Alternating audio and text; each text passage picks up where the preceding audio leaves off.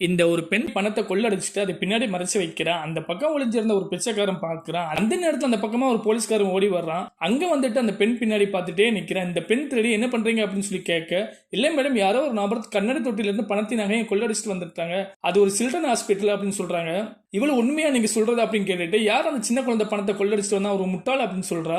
இந்த போலீஸ்காரன் அவளையே பார்த்துட்டே நிக்கிறான். இந்த பெண் சவுண்ட் போட இந்த போலீஸ்காரன் ஓகே சாரி மேடம் நீங்க பார்த்து போங்க அப்படின்னு சொல்ல, இந்த பெண் அந்த இடத்த விட்டு கிளம்பிட்டா. அடுத்து அங்க மறைஞ்சிருந்த பிச்சைக்காரன் எந்திரிச்சு அந்த போலீஸ்காரன் சொல்றல கை வைக்கிறான். இந்த போலீஸ்காரன் இவனத்தான் இருக்கான் அப்படின்னு சொல்லி அவனை மடக்கி பிடிச்சு எங்க பணம் அப்படின்னு சொல்லி கேட்கிறான். இந்த பிச்சைக்காரன் நான் இல்ல சார் அப்படின்னு சொல்லிட்டு அது ஒரு பலூன்ல இருக்கு அப்படின்னு சொல்றான். இந்த போலீஸ்காரன் நான் பாத்துக்கிறேன் அப்படின்னு சொல்லி அங்கிருந்து கிளம்புறான்.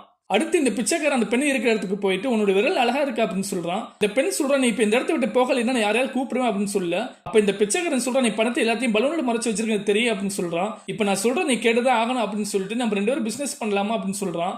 இவளும் சரியா அப்படின்னு சொல்றா. அடுத்து கொஞ்ச நேரம் கழிச்சு இவளுடைய செப்பலை கழட்டுற மாதிரி நடிக்கிறா. அந்த பக்கம் கையில பெட்டியோட வந்த ஒரு நபரை கிட்ட இவ உதவி கேட்கிறா.